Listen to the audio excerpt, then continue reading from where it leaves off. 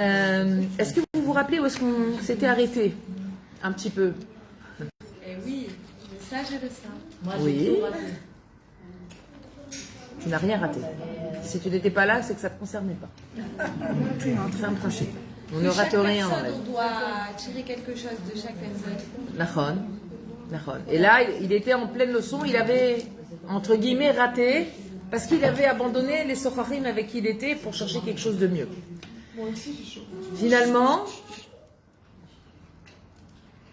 Finalement, donc, Allah ve'amad atzmo etzel ba'al habayit echad. Il est parti chez un propriétaire. ודרך המשרתים שבתחילה צריכים להיסחר בפחות לעשות עבודת כבדות ואחר כך באים למעלות המשרתים הגדולים. Donc il a trouvé un travail, un nouveau, puisqu'il était toujours en recherche de qu'est-ce qu'il va faire de sa vie, ce pauvre Chacham qui est perdu. Et vous remarquerez bien que pendant ce temps, on ne parle pas du Tam. Hein. Le Tam, il est parti apprendre la cordonnerie, il fait des chaussures, on s'occupe pas de lui. Le problème, c'est le Chacham. D'accord? On rappelle juste qu'il est parti au chouk. Oui. Ouais. Ah, il est parti au chouk, mais depuis, il est parti au chouk, il a rencontré des marchands, ils sont été jusqu'en Pologne, il les a servis. Après, quand ils sont rentrés, il a dit merci, au revoir. Et après, il est parti, il a commencé à s'intéresser, poser des questions. Amen. Poser des questions. Alors, Mirachman, il dit mais qu'est-ce que tu vas poser pourquoi il va poser des questions alors qu'il est déjà parti, qu'il les a quittés? Ok? Et on va voir que dans ce conte-là, il va beaucoup parler du Lachon Hara et du regard de l'autre. Beaucoup. En général, ce qui fait qu'une personne dans sa vie, dans son quotidien, elle est perturbée, c'est pas forcément les événements qui lui arrivent, c'est le regard qu'elle porte sur les événements, parce que cet événement, elle le compare toujours à quelque chose ou à quelqu'un. Exactement. Tout le temps. On a beaucoup de mal à garder l'événement, bifna atzmo, en lui-même. Sans regarder, mais ma copine qui a eu ça, comment elle a fait, ou l'autre, et pourquoi moi ça m'arrive, et j'ai fait ça, mais avant j'ai fait ça, alors pourquoi maintenant ça m'arrive? On a du mal à cerner l'événement en le laissant à sa place. Ce qui fait qu'on en arrive à faire des mauvaises déductions, des mauvais jugements, des mauvaises réactions, très mauvaises. On n'a pas du tout la réaction adéquate. Du tout. D'accord? Et on va voir que à travers ce conte, c'est un petit peu ce qu'on va apprendre du Racham. Son regard sur lui, sur les autres, sur la situation. À chaque fois, il fait un mauvais jugement. Et alors qu'il était parti d'un niveau qui était très bien, ces mauvais jugements vont l'amener à chaque fois à prendre des mauvaises décisions. Ces mauvaises décisions vont l'amener à avoir des événements dramatiques. Et ça va être une descente aux enfers, pas chaud, mais pour le Racham tout au long de ce conte. Et comme on l'a dit au début, mais je vous le redis parce que c'est important, ce conte-là, c'est un des contes qui est le plus clair dans son message. Pour celles qui ont lu les contes de Rabbi Nachman, il y a des contes qui sont rocambolesques. Une petite fille qui se retrouve dans une forêt perdue, qui rencontre, et il se marie, et il trouve des puits. C'est des choses très difficiles de comprendre le message. Là, le message, il est clair. Quand Rabbi Nachman, il a raconté ce conte, il a raconté une histoire claire, broura, pour qu'on ne puisse pas dire « j'ai pas très bien compris ». Et on va voir que à chaque fois que le Chacham va faire un choix, une réflexion, une décision, qu'on appelle, nous, dans son langage, Yishuv Adat, on va voir qu'il fait un mauvais Yishuv Adat à chaque fois. Au lieu de Meyachev, comme il faut, en réfléchissant, Ma'emet, c'est quoi l'Emouna, c'est quoi l'Emet, comment on fait face aux événements en tant que juif croyant, pas en tant que personne lambda, en tant que Yehudi, comme a dit la Gemara. Am Israël, c'est quoi? Ma'aminim. Première mida, comment on reconnaît Am Israël? Naïmouna. Ma'aminim. Ma'aminim, bnei ma'aminim. On est croyant, fils de croyant. Ce qui nous définit, c'est notre croyance. C'est notre foi. Quand on parle de la foi, c'est bien sûr la foi en Akadosh Baruch Hu, mais c'est aussi avoir foi en soi. C'est interdit de ne pas avoir confiance en soi. C'est interdit. Et tu dis, mais c'est pas de ma faute. Je peux rien. J'ai eu une enfance difficile, j'ai eu des parents comme ci, j'ai vécu comme ça, j'ai eu un mari comme ci. Shum davar. Ça, c'est des excuses. Un juif, il doit avoir confiance en lui. Pourquoi? Parce qu'on est une étincelle divine. Parce qu'on a l'étincelle divine. Et à part ça. Avoir confiance en soi, c'est avoir Confiance en Dieu, c'est tout. Exactement, c'est avoir confiance en Dieu. Mais pourquoi aussi? Pourquoi on est obligé d'avoir confiance en soi? Si on n'a pas confiance en nous, Si Hachem on a confiance en nous. nous a créé, il nous a mis dans ce monde. pour que Quelque chose. c'est pour que. C'est qu'il a Hachem confiance en nous nous. amène dans ce monde parce qu'on a une mission à accomplir. Ne pas avoir confiance en soi, c'est comme si on disait à Hachem, tu t'es trompé, j'ai rien à faire ici. Non, il compte sur nous. Chaque jour, on est sur. D'abord, il compte sur nous, et à part ça, on a une responsabilité. On est responsable. On a une action, quelque chose à accomplir, qu'on est le seul, la seule à pouvoir accomplir dans ce monde. Celui qui ne le fait pas, il passe à côté de sa vie. À côté de ça, il peut avoir vécu toute sa vie. Hein. Il a travaillé, il a fait des études, il s'est marié, il a eu des enfants, mais il est passé à côté de sa vie. À côté complètement. Pourquoi? Parce qu'il n'a pas relié tout ça, tout ce qu'Hachem lui a donné, le contexte. Il a fait en fait du contexte l'essentiel. Il en a fait l'essentiel. Ah, j'ai mené une vie très bien. J'ai été à l'école, j'ai appris, j'ai fait des études, j'ai travaillé toute ma vie. Je me suis mariée, j'ai élevé mes enfants. C'est très bien. Mais à quoi tu les as reliés? À quoi tu as relié tout ça? Est-ce que tu as relié tout ça à un projet divin, à un accomplissement personnel, à un travail sur soi? Élever des enfants, c'est pas juste élever des enfants. Nos enfants, c'est notre miroir. Celui qui n'a pas compris que ses enfants, c'est son miroir. Et que nos enfants, ils sont là pour nous éduquer d'abord, avant que nous les éduquions. Ils sont là pour nous éduquer. Ils nous montrent exactement ce qu'on a à corriger chez nous. La personne qui passe complètement à côté, elle croit qu'elle a élevé ses enfants, mais elle n'a pas élevé ses enfants. C'est pour ça qu'on dit élever, quand on élève. Quand il y a une notion d'élévation dans l'éducation, parce qu'il y a une notion d'élévation personnelle d'abord, avant tout. On élève ses enfants. D'accord? On les élève. Donc nous, on doit s'élever. Si eux, ils s'élèvent, nous, on doit s'élever avec.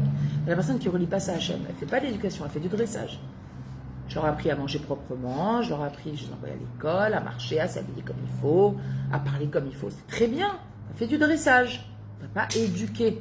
Tu n'as pas donné des valeurs de vie comme Hachem nous l'a demandé. Tu as donné tes valeurs à toi. C'est bien, tu peux avoir des très bonnes valeurs, mais peut-être que non.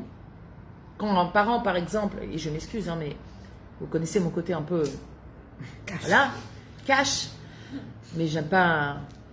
Il ne faut pas arrondir la vérité. Quand un parent, il dit à son enfant, si tu ne fais pas des études, tu ne gagneras pas d'argent dans ta vie, il lui apprend du shaker. Ouais. Bien sûr. Bah oui. C'est depuis quand c'est les études qui font la parnassa? Ah non, oui. C'est marqué où? Oui, bah non. C'est quand même. Non, non, il n'y a pas c'est quand même. quoi. Moi, je te pose une question. Où c'est marqué? Chaque chose qu'on dit... Pas marqué par... Mais on est plus sûr qu'il galérera moins. Bah non. En fait, Bah non. J'ai une bonne image. Pas du tout. t'imagines Pas que du tu tout. fais un Mais où c'est marqué? cordonnier, Où c'est C'est marqué? pas Et qu'il où est t'as pas vu ça? plus riche, mais quand même, il galérera moins. Mais Il aura galérer... plus le choix. Attends. Plus t'as d'études, plus t'as de Galérer choix. dans quoi? Bah, dans la vie. Ah Bah, bon? à trouver plus tard son Mais il y a une chemin. meuf, elle fait Son des chemin, études, c'est elle quoi est son chemin? milliardaire C'est son par travail, rapport c'est à ça son chemin? Le travail, c'est un moyen, c'est pas un but. Le travail, c'est un moyen. C'est un moyen, d'accord. Mais c'est aussi un moyen de s'épanouir des fois dans sa vie. Bah, S'il y en a si qui tu n'ont ton pas de travail, épanouissement, qui font que la maison, c'est ton travail, c'est triste, parce que ça veut dire que le jour où tu n'as plus de travail, tu n'as plus d'épanouissement. non, t'as un autre travail où tu t'es Non, mais le jour où tu n'as pas de travail, tu n'as pas d'épanouissement. Bah, si, à la maison, mais c'est vrai que c'est bon. Mais il n'y a pas que. C'est vrai que la maison, le ménage, la cuisine, Mais le machin, toi-même, le truc. toi-même. Moi, je suis pas épanouie à la maison. Moi, je m'angoisse. Même là, je travaille à la maison, je m'angoisse. Maison. Je te parle pas de ça. Je parle de sortir. Aurélie, Maintenant, moi, je te non, parle de tu parles de diplôme. complètement autre chose. Pourquoi je te parle de Je diplôme? te parle. Plus t'as des diplômes, plus t'as le choix. Faux. Excuse-moi. Moi, je fais la vie tout le temps. Et Faux. parce que Eh je ben, fais c'est le diplôme, faux. Eh ben, c'est faux. Ah, ben, je peux pas Tu lui veux- dire à tu ma veux que je te fille, présente? Il y a des autodidactes qui sont riches. Mais alors là, je lui donne libre cours. Attends. Aurélie. Ces trucs-là. Aurélie. Attends, excuse-moi, là. Je recadre.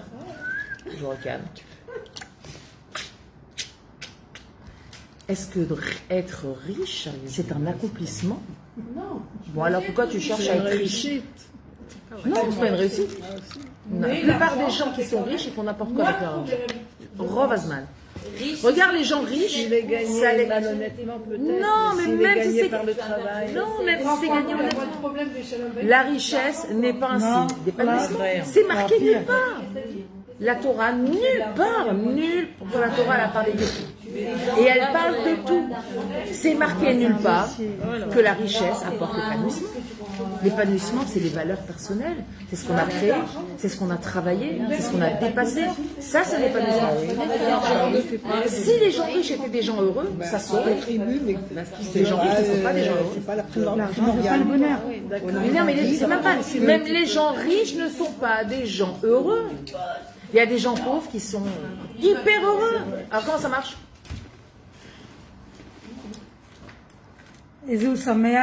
La Torah, elle a tout défini, la Torah. Elle a défini c'est quoi la richesse, elle a défini c'est quoi le bonheur, elle a défini c'est quoi l'épanouissement, la Torah, elle a tout défini. On ne peut pas venir faire un chidouche sur la Torah. C'est pas possible. Et la Torah, elle a dit, Zewachir, c'est-à-dire celui qui est satisfait de sa part. Mais quand on parle de sa part, on ne parle pas que de l'argent. Chelko, sa part, ce qu'Hachem il lui a donné. Son mari, ses enfants, son argent, sa maison, la ville où il habite, ses parents, ses voisins, ses amis, sa voiture. Tout. Ma part, ce que j'ai, c'est ce qui me convient. Maintenant, si moi, je ne suis pas satisfait de ma part, le problème, c'est moi ou c'est ma part? C'est moi. Parce que si je ne suis pas capable d'apprécier ce que j'ai, le problème, il est chez moi. Il n'est pas dans la part qu'Hachem il m'a donnée. Parce qu'Hachem, il ne se trompe jamais. Il n'y a pas d'erreur. Il y a un pauvre qui mendie toute la journée, qui n'a pas de quoi manger et qui n'a rien à donner à ses enfants. Est-ce qu'il ne serait pas content avec plus d'argent? Il va te dire, mais bien sûr. Il va te dire, j'aurais peut-être dû faire des études quand j'avais le choix. Mais qui te dit que la personne qui est pauvre, c'est parce qu'elle a pas fait des études et qui sont Tu sais, en France, combien il y a d'ingénieurs qui sont SDF? Tu sais combien il y a d'ingénieurs qui sont SDF? Et tu sais combien il y a de Mahmoud et de Mouloud qui ont 4 femmes et qui sont riches comme tu ne seras jamais de ta vie? Alors, il n'y a pas de règle. Il n'y a pas de règle. Il n'y a pas de règle en ce sens. Ça n'existe pas. Les études ne font pas la richesse. Les études ne font pas l'épanouissement. Non. Mais c'est comme avoir un permis de conduire. Non. Tu l'as, tu ne conduis pas, mais tu l'as. C'est-à-dire si tu ne te donnes pas les moyens de faire des choses en plus dans ta vie, alors restreins-toi, tu seras toujours en train de galérer. Tu vois une fourchette. Est-ce que, je sais pas si c'est marqué ou pas dans la Torah, Mais regarde-moi, on entend plus. Excusez-moi, j'entends pas Simcha. je sais pas si c'est écrit quelque part dans la Torah. D'accord. Est-ce que le parent n'a pas la responsabilité d'apprendre un métier à son enfant? Tout à fait. Mais il lui apprend un métier pour l'autonomie, pas pour la richesse. Je sais pas pour l'argent. On a l'obligation d'apprendre à ses enfants la Torah, un métier et à dénager. Okay. Pourquoi? L'autonomie. La Torah, elle nous éduque à être autonomes.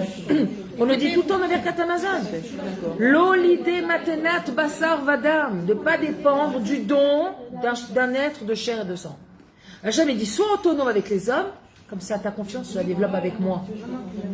Non, pas du tout. Non, c'est Ouais, sois autonome avec eux. Ah bon?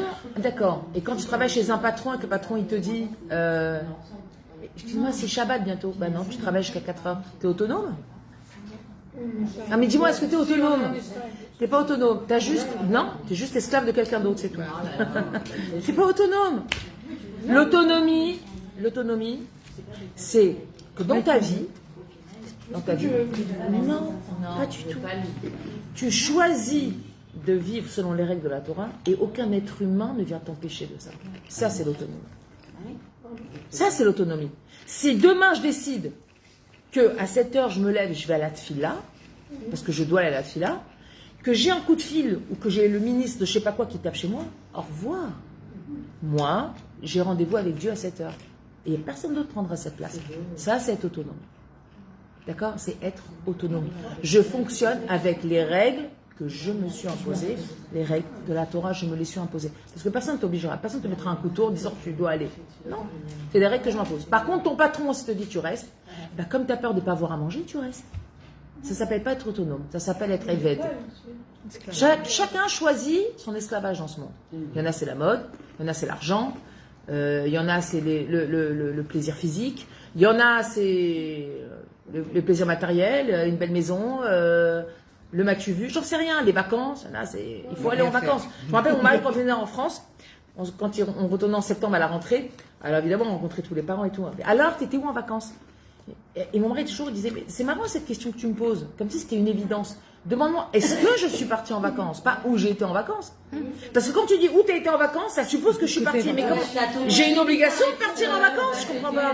Il y a des gens de 20 ans, ils sont jamais partis. Enfin, nos grands-parents, ils partaient pas en vacances. Hein. Et ils s'en portaient pas plus mal. Hein. Ils étaient pas malheureux. Mais ils habitaient au bord de la mer. Non, ils habitaient pas au bord de la mer. Ils habitaient parfois dans des HLM, en plein milieu de Paris, mais ils partaient pas en vacances parce qu'il n'y avait pas d'argent. Et alors, ils partaient le dimanche, ils faisaient un pique-nique, ils étaient dans un parc, ils étaient très heureux. C'est nous qui nous fixons à chaque fois notre niveau de je veux ça, je veux vivre comme ça, je veux avoir ça. Mais avec, s'il est la Zaken, il a vu vivre avec une prouta, il a prouta. Chaque jour, il divisait une demi pour manger, lui et sa famille, et une demi pour payer pour aller étudier au Beth Midrash. Au point qu'un jour, il n'avait pas d'argent. Vous connaissez l'histoire d'Hillel? Il n'y avait pas d'argent. Il est parti sur le toit pour écouter et il a congelé. Ouais, il faisait froid. Il est mort, il était à 2 doigts de mourir de froid. Ils ont vu qu'il dit c'est bizarre. Le jour où il s'est levé, laisser rentrer, ça coûtait de l'argent à l'époque, ça coûtait pour la bête et ils se sont rendus compte qu'il y avait quelqu'un sur le toit. Ils sont descendus, ils ont vu que c'était Hillel. Et que, parce qu'aujourd'hui, on va étudier, on nous paye. Avant, c'est nous, les gens qui devaient payer pour aller étudier. C'était un autre système avant. C'était pas le système du collège comme il y a aujourd'hui. Les gens, ils payaient pour aller étudier. Eh, va dire maintenant à des gens, tu sais quoi, tu vas l'étudier, bah faut que tu payes. Ah non. Déjà qu'on se plaint sur les galères. Déjà, quand ils reçoivent 2500 shekels. Pour les écoles, c'est comme ça. C'est qui reçoit des Donc, tu viens dans une école. Non, parce que tu payes quelqu'un, mais là, tu devais payer l'entrée au Beth Midrash. Qui est le shiur où tu payes étudier tout ça, tu payais ton entrée, ton immonde au Beth Midrash. En quel yeshiva on touche 2500?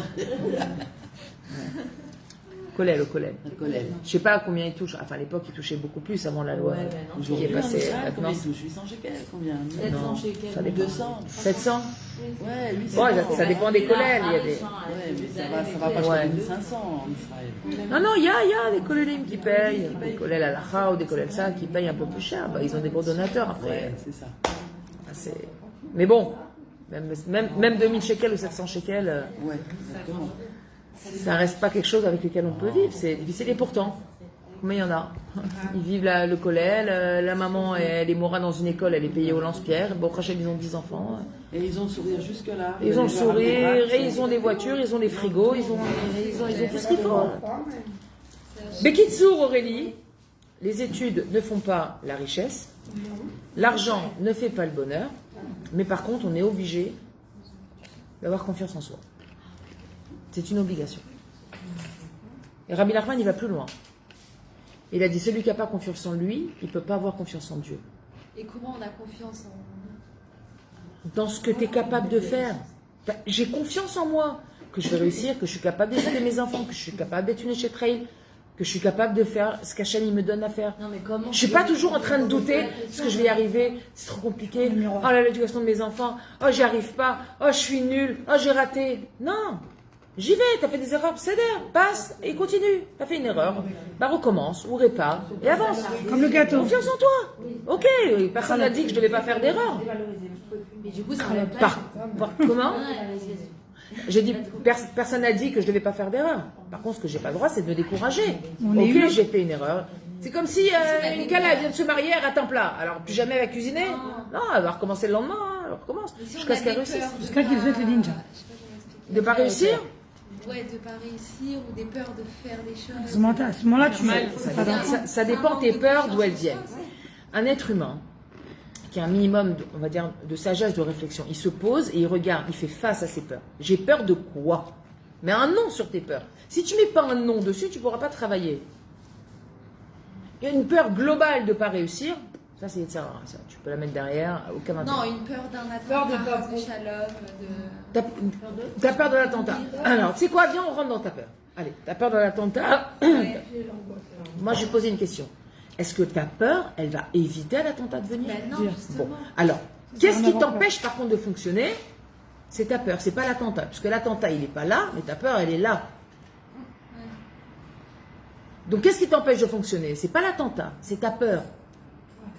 Et tu as concrètement peur de quelque chose qui n'est pas là. Donc, tu te rends compte combien ton cerveau, il est médamien. Mais c'est normal d'avoir peur quand il y a des vents qui nous tombent de partout et que c'est normal. Non, c'est une réaction normale. Ce qui est normal, c'est d'avoir un geste pour se protéger. Mais d'avoir peur, En dehors, ok, il y a eu des bons. Bon, vous allez rigoler, hein. Mais la vie de Rosh Hashanah, je marchais dans les rues, ça. J'ai acheté, de toute façon, j'ai pas de choix, j'ai pas de voiture, je marche. Eh ben, tu me protèges. J'ai pas eu peur. J'ai avancé, j'ai rentré chez moi, c'est tout. Qu'est-ce que je vais faire? De toute façon, le jour où on doit quitter ce monde, il est déjà prévu. Il est déjà prévu. Tu sais combien d'histoires on a entendu, de soldats qui étaient au front, qui disaient, et en rentrant chez eux, allez nous, ils ont un accident de voiture, ils sont fait renverser. C'est pas des choses qui nous appartiennent. On a des peurs sur des choses qui nous appartiennent pas. Parce qu'on ne sait pas. Et bien souvent, on a peur de ce qu'on ne sait pas. C'est ça la vraie peur. Parce qu'on veut maîtriser. Mais pourquoi? Non. Pourquoi tu as peur pour tes enfants? J'ai peur qu'il leur arrive quelque chose. Alors, qu'est-ce que tu fais? C'est le Shimayon. D'accord, tu vas prier pour eux. Qu'est-ce que tu peux faire? Qu'est-ce qu'il y a entre tes mains? Si tu as une peur, décède. Si je sais qu'il y a quelque chose de dangereux. Mais comment tu sais que toi, tu as quelque chose de dangereux? Si c'est reconnu dangereux, oui, mais en vrai, le danger, il est partout, si tu réfléchis bien. Il est dans la rue, il est chez le voisin, il est n'importe où. On évite de. Est-ce que, alors, moi je vais te poser une question. T'as remarqué autour de toi que les Israéliens, ils s'empêchaient de vivre? Est-ce que les Israéliens, ils s'empêchent de vivre? Ils s'empêchent d'aller au restaurant, d'aller à la mer, de faire tout ça? Non, alors, d'où ça vient? Est-ce que Israël m'a minime? Ok, l'ennemi c'est lui, mais moi il va pas détruire ma vie. Mais il en a pourtant détruit beaucoup. Oui, c'est vrai, mais je peux pas vivre là-dessus. Moi je peux pas vivre en me disant peut-être qu'il va détruire ma vie. Et ben ça c'est moi-même qui détruis ma vie. Parce que je fais rien. Les soldats qui sont en train de mourir comme ça. Mais, oui, mais eux ils sont partis au front, ils sont partis, ils savent qu'ils vont là-bas. Obligés d'aller au front. Exactement. Mais toi, C'est pas leur choix eux. aussi. Non, parce que Alors là, je suis pas d'accord. La plupart des Chayalim, dès qu'il s'est passé les Milouim, ils sont tous partis, les Gaïas, pour combattre Israël. oui. Comment tu peux dire qu'aujourd'hui ils n'ont pas envie? Bien sûr, ils ont envie. pas Non dit seulement qu'ils ils ont ont envie, envie, mais ils sont fiers. Oui, d'accord. Mais on les oblige à aller. Comme dans plein de pays, le service militaire était obligatoire dans plein de pays. Ouais, parce que c'est la guerre. Ils appellent tout le monde. Ils appellent, on combat. C'est la guerre. Maintenant, c'est pas parce qu'on va combattre qu'on meurt. La personne, le soldat qui va mourir là-bas, c'est parce que c'était son temps. Il faut comprendre. C'est parce que c'est son temps. Sinon, ça voudrait dire que les Arabes, ils ont la force de dévier les projets divins. Puisque Hachem n'avait pas décidé qu'il devait mourir, mais les Arabes ont envoyé les bombes, donc les Arabes sont plus forts que le projet divin. C'est pas possible. Donc, ce qui tue, c'est pas la guerre, c'est que c'est l'heure. Ça peut être une maladie. Est-ce qu'on va s'empêcher de vivre parce qu'on a peur d'attraper des maladies? Non. Le cancer, il tue tout le monde, tous ceux qui fument, tous ceux qui... Parce que les gens s'arrêtent de fumer. Non. Tu sais, il y a une peur et il y a notre attitude face à la peur. On a le choix. Ou tu laisses la peur t'envahir. Bah, et là, c'est vraiment embêtant parce que tu vas rien faire. Ou alors tu dis, il y a un danger. On contrôle. Mais On contrôle très peu. Moi, ce que je contrôle, c'est juste ce que je fais. Pas ce qui m'arrive. Ce que je contrôle, c'est ce que je fais. Ce qui m'arrive, je ne contrôle pas. Je contrôle rien de ce qui m'arrive. Rien. Quand tu peux contrôler que quelqu'un il va sortir de chez lui et il va glisser sur une peau de banane. Tu peux contrôler, toi? Tu peux pas contrôler. On ne peut pas contrôler. Mais... On contrôle rien. Ça angoisse, si tu regardes. Parce qu'on est en guerre. Au contraire. Des trucs, Moi, je trouve que c'est vachement plus rassurant de faire confiance à Dieu que de faire confiance aux hommes, quand même, dans l'absolu. Il y a beaucoup moins d'erreurs chez Dieu que chez les hommes. Enfin, beaucoup moins d'erreurs. Il n'y a pas d'erreurs chez Dieu et il y en a plein chez les hommes. Dieu, il ne se trompe pas. Les hommes, ils font des erreurs. Si je remets ma vie entre les mains des hommes, là, je me mets en danger. Mais si je remets ma vie entre les mains de mon Créateur, de quoi je vais avoir peur? De quoi je vais avoir peur? Hachem, de toute façon, le jour où je vais quitter ce monde, tu l'as fixé. Alors, que je monte, que je descende, que je me barricade, ça change rien. Qu'est-ce Ça qui change prouve rien. ça qu'on est protégé? Parce que c'est marqué dans les textes. Ça, c'est marqué. Tout ce que je te dis, c'est ce qui est marqué dans les textes. Le Chovot Alevavot, il écrit, encore pire, il y a un juif qui vit et qui remet son destin entre les mains des hommes. Hachem, il l'abandonne, il s'éloigne de lui. Il lui dit, ah bon, tu veux pas de moi? Alors débrouille-toi avec les hommes. Et tu vas voir. Il faut quand même réaliser que plus de la moitié de la planète sont des gens croyants. Beaucoup plus de la moitié de la planète sont des gens croyants. Après, dans l'application, ça ne sort pas toujours comme il faut. Mais c'est des gens croyants. Il faut déjà reconnaître pour croire. Apprendre. Alors, j'aime beaucoup ce mot. Alors moi, j'aime bien les mots. Reconnaître, c'est-à-dire qu'on a connu et qu'on doit reconnaître. Donc si tu reconnais Dieu, c'est quelque part un jour tu l'as connu. Dans certains épisodes de la vie, on a toujours, quand on est dans le ventre de ta mère déjà. On a une et avant de venir, on a un enfant qui est malade. On prie Dieu plus. Pourquoi tu pries Dieu à ce moment-là? Qui protège mon enfant. Mais pourquoi c'est Dieu que tu pries? Parce que c'est dans ma tête comme ça. Mais pourquoi? Parce que c'est lui qui dirige le. Non, mais laissez la réponse, c'est hyper important. Pourquoi tu vas prier Dieu à ce moment-là? Pourquoi tu vas pas voir un médecin, lui dire je suis en détresse et que j'ai besoin de réconfort. Alors quand tu as besoin de réconfort, c'est vers Dieu que tu vas? Oui. Pourquoi? Parce que je crois qu'il y a Dieu. Très bien. Donc tu vois bien qu'il n'y a pas besoin de reconnaître. reconnaître. Je n'ai pas dit que je ne croyais pas en Dieu. Non. Ce que je veux t'expliquer, c'est qu'au fond, tu vois bien qu'il n'y a pas besoin. On ne m'a pas appris. Nahon, mais toi, tu es l'exemple extraordinaire qu'on n'a pas besoin d'apprendre la Torah pour croire en Dieu. Et j'ai jamais voulu apprendre tous les Israéliens parce que comme si ça. je sais que je ne fais pas, tu vas avoir l'impression que je fais une grosse avéra. Mais quand on ne sait pas, Il faut commencer. Mais ça marche pas dans la Torah. Parce que lui, il est censé ignorer la loi. Il est censé ignorer la loi. ça joue dans ma tête, c'est comme ça. Si je ne sais pas, je ne fais pas trop de fautes. Mais quand je sais que je sais et que je fais la faute, je me sens coupable. C'est bien. Mais sache que tu n'avanceras jamais avec la culpabilité. Ah bah non. La culpabilité, c'est pas juste. Mais il y a une différence entre croire que Hachem il existe et après apprendre à le connaître. C'est l'étape supérieure. Exactement. C'est ça? Il y a une yann de Anochi Hachem Elokecha, je suis Hachem ton Dieu, point. Hachem qui t'est sorti d'Égypte, etc. C'est-à-dire, rappelle-toi ce que je t'ai fait, premier commandement. Anochi Hachem Elokecha, Asher Otseticha Me'eretz Mitzrayim, qui t'a sorti d'Égypte. Donc rappelle-toi que si un jour je t'ai sauvé, c'est-à-dire toute ta vie, je vais te sauver. Pourquoi Hachem il rappelle dans le premier commandement qu'il nous a sortis d'Égypte? J'aurais pu dire, je suis Hachem ton Dieu qui t'a créé, qui a créé Adam Arishon, qui a enseigné la Torah à Avraham Avinu. Il y a plein de choses qu'on aurait pu écrire sur Dieu. Pourquoi c'est marqué qu'Hachem nous a sortis d'Égypte? C'est bizarre quand même. L'exil. En plus que la sortie d'Égypte, c'était en 2000 et quelques. Non mais je veux dire, le matin de Torah, c'était en 2448. Donc à peu près en 2400, on est sorti d'Égypte. À peu près. 40 ans dans le désert. Ok? Grosso modo. Et quoi alors? Hachem, avant ces 2400 ans là, il faisait quoi? Pourquoi on n'écrit pas qu'Hachem, il a fait créer le monde, créer Adam Arishon? Pourquoi? Sherot Setira, Me'eretz Mitzrayim? Pourquoi on dit Dieu qui nous a sortis d'Égypte? Qui, avant, il n'avait rien fait, Dieu. Parce que la sortie d'Égypte, c'est la Géoula. Un juif, sa perspective lointaine et en même temps proche de tous les jours, c'est la délivrance, c'est la vie du Mashiach. Donc, je suis Hachem ton Dieu. Je t'ai sorti d'Égypte, donc t'inquiète pas, je te sortirai aussi de là où tu es maintenant. Là, je t'ai sorti.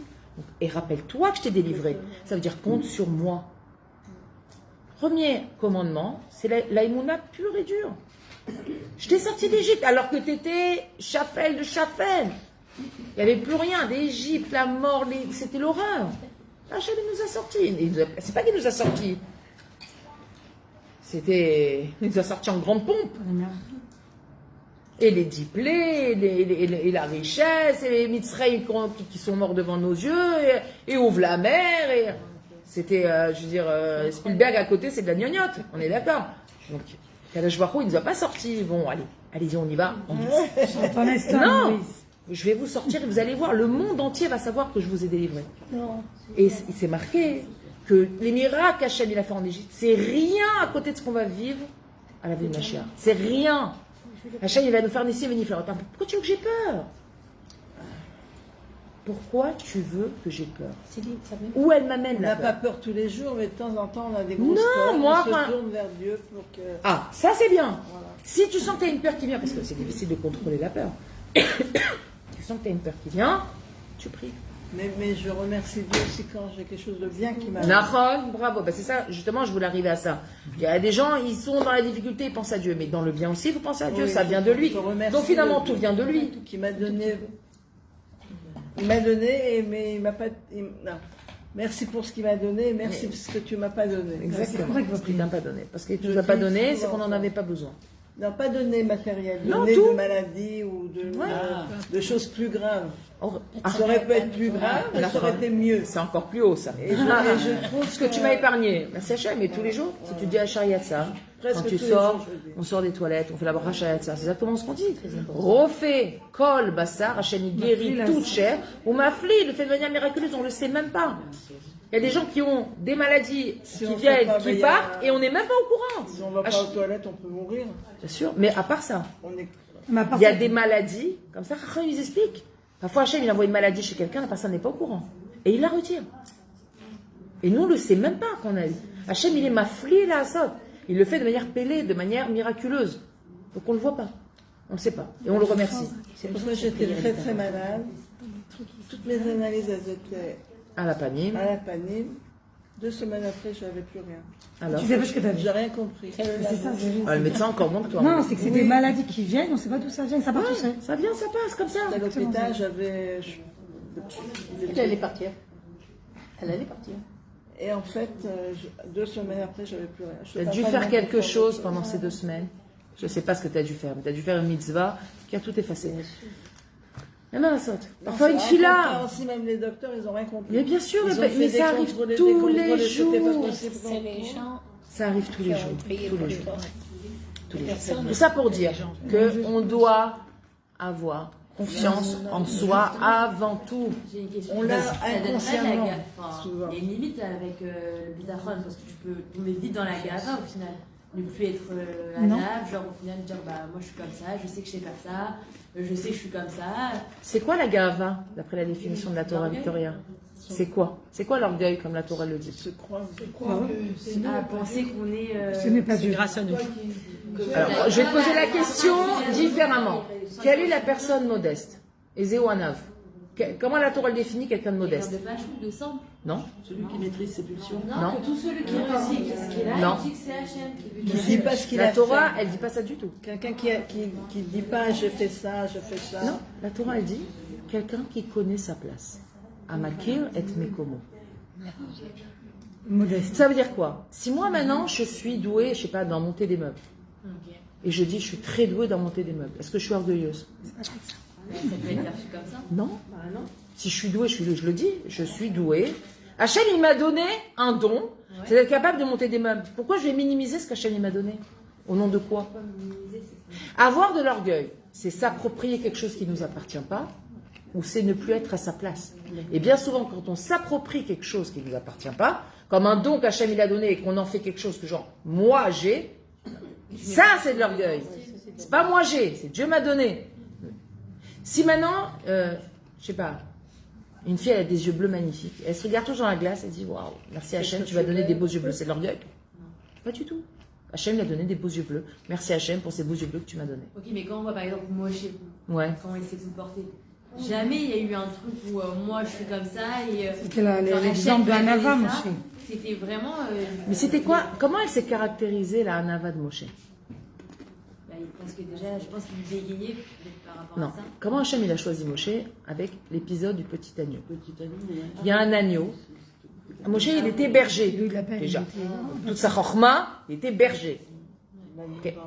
Maintenant, pendant qu'il est en train de faire pète, il y a un petit agneau qui s'est enfui. Il a couru après, il l'a rattrapé, et il a vu en fait que le petit agneau est en train de boire. Il a eu de la peine, il dit ah, t'avais soif. Alors il s'est assis, il lui a donné à boire, il a dit maintenant tu dois être fatigué de tout ce que tu as couru. Il a pris l'agneau, il l'a mis sur ses épaules et il est revenu. Et quand Hachem il a vu ça, il a dit c'est lui que je veux pour mes enfants. Empathie. Il nous dit attends Hachem, je comprends pas. Rachamim. Moshe Rabbeinu, tu ne vais pas choisir un bac plus 12, un, je sais pas moi, un truc. Chef de waouh. projet. Non, il a vu que quoi? Il s'occupait de cet agneau. Mais qu'est-ce qu'il a fait Moshe Rabbeinu à ce moment-là? Il a joué son rôle de berger. Il était à sa place. C'est ça un ava. Il n'a pas dit écoute, je suis berger, j'ai 150 bêtes. Lui, il est parti. Ah, mais qu'est-ce que c'est débrouille, c'est un animal. Ah, je vais faire. Non, juste. Ah, je vais pas courir après tout le monde, moi. Hein. Attends, et béné-nous, on aurait entendu ça de quelqu'un, on l'aurait pas pris pour un fou. On dit, bah attends, il a raison, le pauvre, il va pas se mettre à courir après tout le monde. Jean Bénou, il n'a pas calculé. Il a dit, attends, lui, il fait partie de mon troupeau. Même lui, le tout petit qui s'en va, même s'il y a 150 qui m'attendent, je vais le chercher. Et c'est exactement la définition du tzaddik. Quand il y a un parmi le Ham Israël qui s'éloigne du chemin, il y a une personne dans le chiour qui vient plus, on ne dit pas, bon ça va, on est 15, il y en a une qui ne vient pas, tu vois pas. Non, pourquoi tu viens pas? Pourquoi je te vois pas? Ça fait longtemps, tout va bien? Tu as besoin de quelque chose? Quand Hachem il a vu ça chez Moshe, il a dit, lui, pouvoir s'occuper de mes enfants. Parce qu'il va donner de la considération à tout le monde. Quel ridouche. Incroyable. C'est grave. On est des petits agneaux. Mais oui, mais attends, Akash Borou, un tzaddik, il a pris Roetson. Un tzaddik, il est Roetson. Un tzaddik, c'est quoi pour nous? C'est un berger. Il s'occupe de nous nourrir, de nous donner ça, de nous amener, de veiller à ce qu'on se repose. Qu'est-ce qu'il fait le tzaddik quand tu vas demander une bracha? Les tzaddikim, ils te posent pas comme question. Ça va, Shlambaï? Ça va, la Parnassa? Est-ce qu'il te pose une question? Alors où t'en es ta chorma? Quel niveau d'études tu atteins? Est-ce qu'il te demande ça? Non. Il te demande pas chaud tes besoins quotidiens, yom yom. Quand t'as besoin, les enfants, ça va? La santé? T'as à manger? Ta femme, elle manque de rien? T'as donné de la joie à ta femme? T'as emmené un petit peu ta femme en vacances? C'est ça qu'il demande à tzaddik. On en est venu. Donc il faut être sûr de savoir où elle est ta place. Il faut savoir déjà comprendre où elle est ta place. Avant Exactement. C'est pour ça que Rabbi Nachman dit, alors là je vous rassure, 45 minutes on a fait 2 lignes. C'est pour ça que, j'adore ces cours, on démarre 2 lignes et ça c'est vraiment pour moi le shiur. On dit ce soir, bédou ce qu'on doit dire. Pas ce que j'ai pensé vous dire, qu'Hachem a décidé qu'on devait parler. C'est pour ça que Rabbi Nachman dit, un juif ne peut pas commencer de Avodat Hashem s'il ne se connaît pas lui-même, s'il ne connaît pas ses Nekudot Tovot. Parce que tant que tu ne connais pas tes Nekudot Tovot, tu ne connais pas tes points forts, tu ne sais pas c'est quoi tes korot, de quoi tu es capable, alors comment tu vas avancer? Mais qui peut dire, non, aujourd'hui, moi j'ai ça comme des coups de Totobot. C'est un travail dur. Mais tout le monde peut dire. On sait. Des midotes. Mina Shamaïm. Genre, tu as juste tes mauvais points. Ah, bien sûr, exactement. C'est ce qu'en coaching, quand je dis, alors, tu peux me donner 5 qualités C'est hyper dur, bah oui. J'ai des défauts. Ah ouais, alors je connais. Alors. Une râleuse. Pourquoi? Pourquoi tu viens, tu prends le bâton et tu te frappes? Pourquoi? C'est pas une religion, ça? Si. Attends. Oui, malheureusement, c'est devenu une religion. Non, la question elle est comme ça. Quand une maman qui veut élever ses enfants, est-ce qu'elle va il y a, ça existe, mais est-ce qu'elle va, d'après ton expérience, mettre toujours le doigt sur ce que l'enfant il fait de mal ou l'encourager dans ce qu'il fait de bien? Bien. Alors si tu le fais avec tes gosses, pourquoi tu veux pas avec toi? Grande, élancée. Tu sais que tu as un enfant pour Hachem. Oui, bien On sûr. est tous des enfants d'Hachem. On est comme des enfants. Hachem, qu'est-ce qu'il veut? Et ce qu'il nous montre à travers nos événements, qu'est-ce qu'on a de bien en nous? Comme nous, on fait avec nos enfants. Hachem, il fait avec toi. Donc quand il t'arrive des galères, au lieu de dire j'ai raté, regarde ce que tu as réussi. Ou ce que tu n'as pas fait. Fois, Comme elle a dit des fois. Des fois, on fait. qu'on a pas fait. Mon rab, il disait comme ça, il dit, t'as pas brûlé de Sefer Torah aujourd'hui? Non. T'as tué personne? Non. T'as pas volé? Non. Tu es quelqu'un de bien?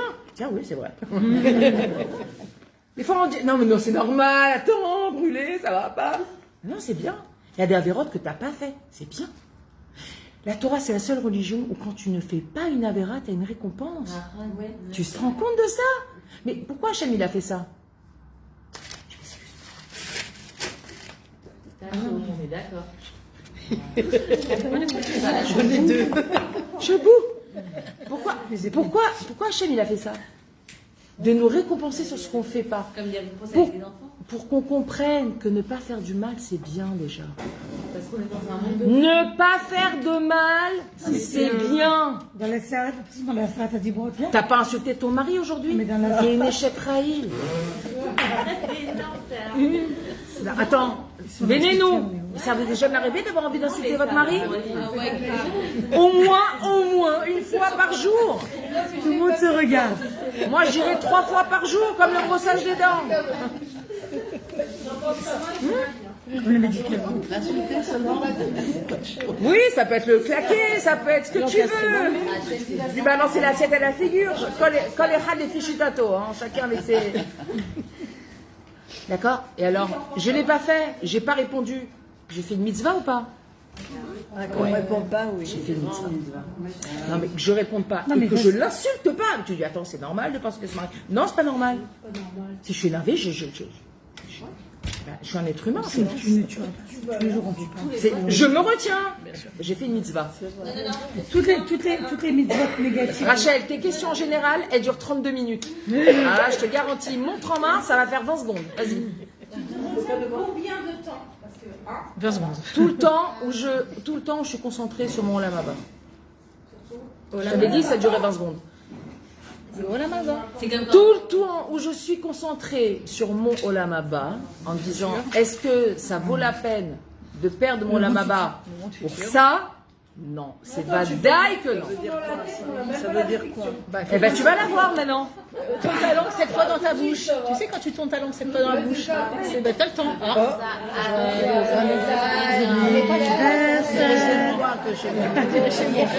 Mon monde futur, j'ai plein de monde futur. Ma place, elle va dépendre de quoi? De ce que j'ai accompli dans ce monde. Et malheureusement, ce que j'ai fait de mon bien, Ça s'est fait, ça si j'appuie sur le bouton de l'ascenseur au 2e étage, j'arriverai au 2e étage. Je vais pas arriver au 4e. Hein. Moi, je ne veux pas appuyer sur le bouton 2, je vais appuyer sur le 18. Non, je veux arriver au 18e étage. Je veux la vue du penthouse. Alors, forcément, il va falloir que je fasse des concessions dans ma vie. C'est pas grave. Puisque ce que je regarde, c'est pas l'événement, c'est là où je veux arriver. Quand tu mets le Waze pour arriver quelque part, tu mets pas l'adresse où tu habites, tu mets l'adresse où tu vas arriver. C'est logique. Il faut mieux. Souvent dans la guerre. Et ben dans la vie, Souvent dans la eh guerre. ben, dans la vie, c'est pareil. Si tu travailles sur quelque chose, ce que tu dois avoir en tête, c'est ta destination. C'est pas l'endroit d'où tu pars. Si tu regardes sans arrêt l'endroit d'où tu pars, t'es foutu. Mais non, parce que tu dis, oh là là, je suis orgueilleuse, je dis des mensonges, je m'énerve, j'insulte tout le monde, je suis jalouse, j'en sais rien, moi, toutes les mauvaises midas. Bah, tu démarres pas là-bas, hein, tu mets même pas la queue dans le moteur. Hein. Ah, tu restes là, tu dis, oh là là, je vais attendre d'aller mieux. Bah, tu iras jamais mieux. Parce qu'il faut rouler pour que la voiture elle s'échauffe et qu'elle avance. Et il faut la mettre en route. Si tu te mets pas en route, c'est-à-dire quoi se mettre en route? Si tu te laisses pas faire face aux événements pour grandir, ben tu vas jamais grandir. Tu vas jamais grandir. Donc, tu mets dans ta tête une destination, c'est là-bas où je vais arriver. Je veux avoir des midotes. Je veux que, à la fin de la journée, Hachem il dit, je suis fier de toi. Voilà, moi c'est ça que je veux. J'y réussis pas tout le temps. Hein. Il y a des fois, je sais que je suis passée à côté de quelque chose. Aval. Du mari, c'est foutu. Exactement, là où j'ai pas réussi, demain je ferai mieux. Mais ça rend pas sous tout le bien que j'ai fait à part ça. Ok, j'ai pas réussi ça, mais ça j'ai réussi. Souvent, c'est dans la nature des gens d'être gentils. D'abord, d'être gentil, d'être bienveillant. On n'est pas obligé de s'obliger d'être gentil. C'est où on a ça chez nous. Mais des fois, nous les femmes, on manque de sommeil, on n'a pas bien mangé. Les gens qui mangent pas bien, ils sont agressifs. C'est bête, hein. Quand on mange pas comme il faut, ça. La faim, ça. Ma mère, elle disait, ventre affamé n'a pas d'oreille. Jamais ne va raconter quelque chose à ton mari avec une discussion compliquée s'il n'a pas le ventre plein. Il va pas t'entendre, il va t'envoyer paître. Il va dire, oh, t'as vu comment tu pars, la journée, tu ne te vois pas. Ben, donne-lui à manger, c'est comme ça que ça fonctionne. Donne-lui à manger, après tu lui racontes tous tes problèmes. Comme ça, pendant qu'il mange, parce qu'il a du poison. Donc, laisse-le manger, laisse tranquille. Si tu veux aller au lavabo, je t'envoie en 30 secondes, si tu arrives à te maîtriser, tout va bien. Tu l'as dit gentiment. T'as fini le truc, il a compris. Il faut être très sérieux, Rachel. Et sache que respecter son prochain, c'est pas quelque chose qu'on doit prendre à la rigolade. Moi, je rigole beaucoup parce que j'aime bien, il faut se détendre dans la vie. Mais route misée, on sait très bien, toi et moi, que insulter n'a jamais résolu aucun problème. Ça fait juste que, éphémèrement, très éphémèrement, tu te sens bien, mais ça s'arrête là. Route misée, t'as détruit ce que tu as pu mettre 1 an à construire en confiance, tu l'as détruit avec une phrase. À part ça, l'image que tu donnes de toi à ton mari, bon, elle est abîmée. Et je t'en parle même pas de l'image que tu donnes à Dieu de toi en tant que femme. Non. Et lui aussi l'a abîmé. Ouais, mais moi, ça m'intéresse pas, lui, ce qu'il fait. Mais je serai pas là quand il va rendre des comptes. Lui, il sera pas là quand je vais rendre des comptes. Je m'occupe pas des problèmes de l'autre en face. Moi, j'essaie d'être quelqu'un de bien. Si mon mari décide de pas l'être, c'est son problème à lui. Oui, mais nous on se parle. Mais de toute façon, tu dois supporter parce que c'est décidé d'en haut. Donc si c'est pas avec ton mari, ça sera avec ta voisine. Et si c'est pas avec ta voisine, ça sera avec ta sœur. Et si c'est pas avec ta sœur, ça sera avec tes gosses.